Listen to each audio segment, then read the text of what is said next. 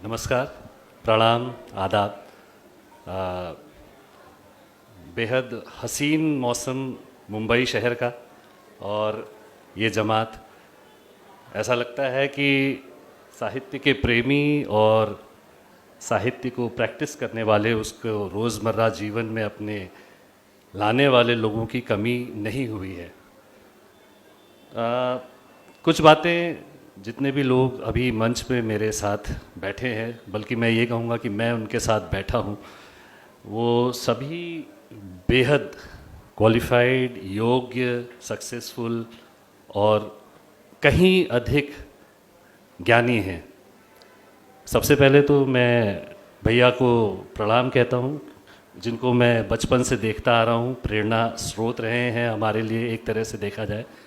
वीरेंद्र भैया को असल में मैं इलाहाबाद में जब सर्दियों की छुट्टियां होती थी, मेरे फूफा जी के घर पे जाता था, तो वहाँ पे कभी हम क्रिकेट मैचेस देखते थे रात में जाग के, ऑस्ट्रेलिया में जब बेंसन एंड हेजेस कप वगैरह होते थे, और मैं तब से भैया को देखता हुआ आ रहा हूँ। और फिर उसके बाद जीवन का एक अलग मोड़ आया, मैं कहीं और चला गया, और फिर बाद में मुझे पता लगा कि भैया भारतीय एडमिनिस्ट्रेटिव सर्विसेज में ज्वाइन कर चुके हैं, क्वालिफाई कर चुके हैं। पर मुझे ये नहीं पता था कि वो लेखक भी हैं। और जैसा कि अक्सर होता है जीवन में, आप किसी एक दिशा में चले जाते हैं और कोई और किसी दूसरी दिशा में बढ़ जाता है। बहुत सालों के बाद जब पिछले साल मैंने अपने नाटक को ओपन किया था, महर ठाकुरों का गांव, वहाँ पे भैया से फिर से मिलना हुआ, और उन्होंने मुझे अपनी पहली किताब दी थी इलाहाबाद डायरी पढ़ने के लिए। और यकीन मानिए वो किताब अतुल जी ने, जैसा कि ऑनेस्ट कन्फेशन किया कि उन्होंने पूरी नहीं पढ़ी है, पर मैंने इलाहाबाद डायरी पूरी पढ़ी। और यकीन मानिए मुझे अपने वो सर्दियों की छुट्टियों के इलाहाबाद के दिन पूरे याद आ गए। वो किरदार जो उस किताब में उन्होंने लिखे थे, कहीं ना कहीं देखे, सुने, और ऐसा लगा कि जीते जागते मिले मुझे। और उस किताब को पढ़ने के बाद फिर भैया ने मुझे ये नहीं बताया था कि वो दूसरी किताब भी लिख रहे हैं। और जब एकाएक मुझे पता लगा कि इस किताब का विमोचन आज होने वाला है, तो मैं पूना में भी रहता हूँ, और पहले तो मुझे लगा कि शायद मैं नहीं पहुँच पाऊँगा, पर कुछ ऐसे हालात भी बने और मेरा मन भी था कि मैं यहाँ आऊँ और भैया की इस किताब के विमोचन में शामिल हूँ। बाकी पंकज के साथ न जाने कौन से दिनों का नाता है, कितने सालों का नाता है, कि हम आपस में कुछ ना कुछ करते ही रहते हैं। अब ये लोगों की मर्ज़ी है या कुछ और है पता नहीं, वो परमात्मा की मर्ज़ी है। सलीम सर का मैं बहुत बड़ा फ़ैन हूँ, क्योंकि निर्देशक हैं, लेखक हैं, और सबसे बढ़िया बात उनकी ये है कि बहुत बढ़िया इंसान है। उनके साथ बातें करने में बड़ा मज़ा आता है।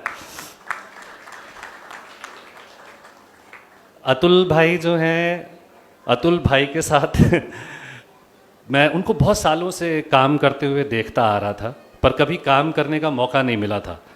नाटक अक्सर देखने आते थे पृथ्वी थिएटर वगैरह में, तो मुलाकात हो जाती थी, पर साथ में काम करने का मौका मिला। सुभाष कपूर जी की एक सीरीज़ है महारानी, उसमें हमने साथ किया काम, और उसमें अतुल जी और अतुल जी की जो ख़ास बातें हैं उनका पता लगा मुझे। बेहद मजाकिया इंसान, मज़े से ज़िंदगी को जीने वाले, खुलकर जीने वाले, और खाने पीने के शौकीन। तो इन बातों में हमारी राय कुछ एक जैसी थी, और हमने बहुत सारा वक्त अच्छा जो है बिताया। तो अब खैर बहुत ज़्यादा इधर उधर ना जाते हुए किताब के बारे में आते हैं।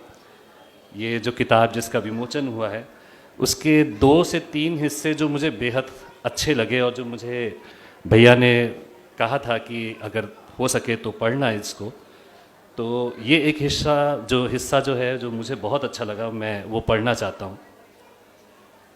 ऋषभ, कभी पूछना अपनी माँ से उसका अपना सफ़रनामा, उसके ख्वाब जो देखे थे उसने तेरे लिए, जब पहली बार उसको पता लगा होगा कोई उसके अंदर स्पंदित हो रहा।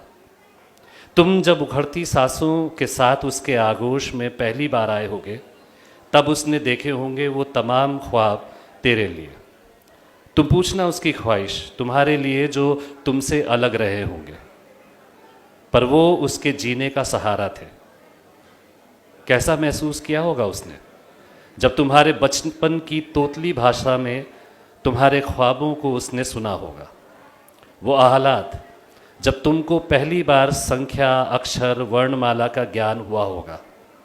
तुमको तमाम लोरियां, कहानियां सुनाकर उसने सुलाया होगा। ये लोरियां आज भी महफूज होंगी तुम्हारे भीतर और उसके भी अंदर। कितने तारे उसकी आंखों में जगमगाए होंगे जब उसने तुझे गिर कर उठ कर चलते हुए देखा होगा। कितना आनंद हुआ होगा उसे तुम्हारे उस घुटनों से पैरों पर चलने की प्रक्रिया के अवलोकन में। तुम इस देवत्व के आह्लाद से, इस दैवीय क्षण के भोग से शालिनी को वंचित नहीं रख सकते। तुमको ये अधिकार भी नहीं है।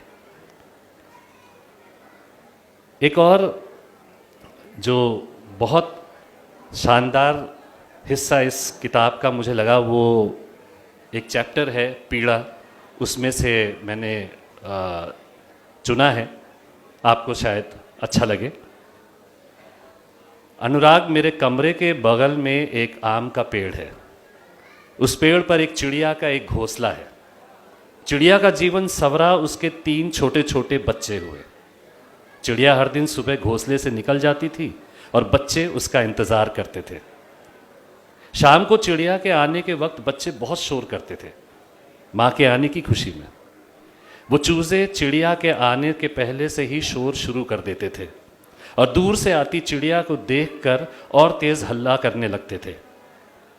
समय बीता, बच्चे बड़े होने लगे। चिड़िया उनको उड़ना सिखाने लगी, एक डाल से दूसरी डाल, एक पेड़ से दूसरे पेड़। धीरे धीरे बच्चे उड़ने में पारंगत हो गए और एक दिन विछोह हो गया। अब कोई शोर नहीं होता। चिड़िया के जीवन में कोई उत्साह नहीं रहा। वो शाम को अनमने ढंग से आती है, एक नीरस सा जीवन जीती है। अनुराग, मेरे जीवन और चिड़िया के जीवन में कितनी साम्यता है। Thank you.